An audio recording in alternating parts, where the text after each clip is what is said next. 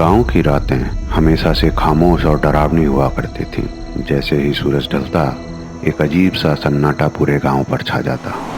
गांव के बाहरी किनारे पर एक पुरानी जर्जर हवेली खड़ी थी जिसे लोग शीशे की हवेली कहते थे। इस हवेली के बारे में कई कहानियां प्रचलित थी।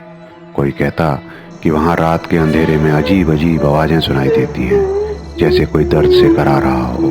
तो कोई कहता कि हवेली के शीशे में कुछ छुपा है जो इंसानों को अंदर खींच लेता है। इन्हीं कहानियों को सुनकर शहर से आए राहुल और रिया ने निर्णय लिया कि वो इस कहानी की सच्चाई सबके सामने लाके रहेंगे। गांव वालों ने उन्हें हवेली से दूर रहने की चेतावनी दी, लेकिन राहुल और रिया ने इसे चुनौती की तरह लिया।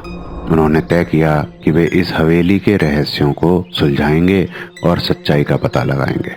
रात के अंधेरे में जब पूरे गांव में सन्नाटा पसरा हुआ था, राहुल और रिया ने अपनी टॉर्चें और कैमरा उठाया और हवेली की तरफ बढ़ गए।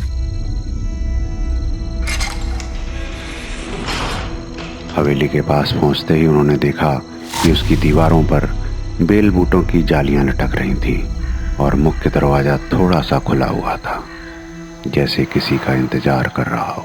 हवेली की हवा में एक अजीब सी ठंडक थी जो उनके शरीर के हर हिस्से में धीरे धीरे सरक रही थी।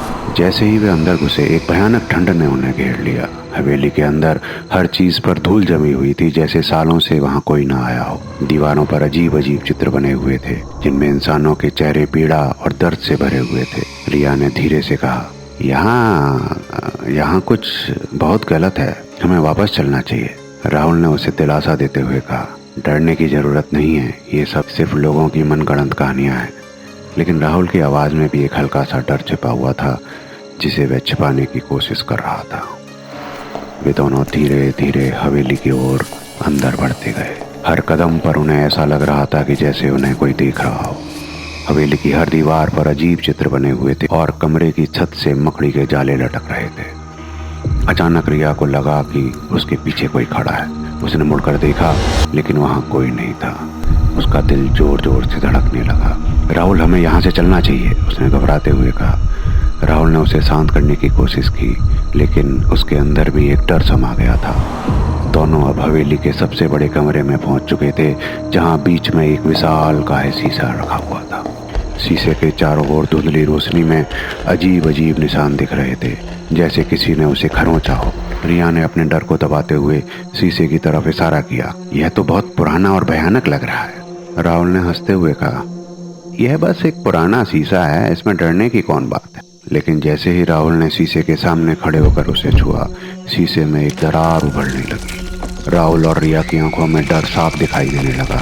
दरार धीरे धीरे फैलने लगी और एक ठंडी हवा पूरे कमरे में फैल गई। शीशे की दरारों से एक काली परछाई निकलने लगी। वह परछाई धीरे धीरे एक भयानक महिला का रूप ले रही थी, जिसकी आंखें लाल और चेहरे पर विकृत मुस्कान थी। जिससे पहले कि राहुल और रिया को समझ पाते, उस भयानक महिला ने उन्हें जकड़ लिया। राहुल और रिया ने बहुत कोशिश की, परंतु महिला की पकड़ बहुत मजबूत। वो उन्हें खींचते हुए आईने के अंदर ले गई। राहुल और रिया को शीशे के अंदर एक दरवाजा दिखाई देता है। वो उसकी तरफ भागते हैं, परंतु वो दरवाजा भी खुद ब खुद बंद हो जाता है। तभी उन्हें महसूस होता है कि हवेली की दीवारें धीरे धीरे सिकुड़ने लगी हैं, जैसे उन्हें उस छोटे से कमरे में बंद कर रही हूँ।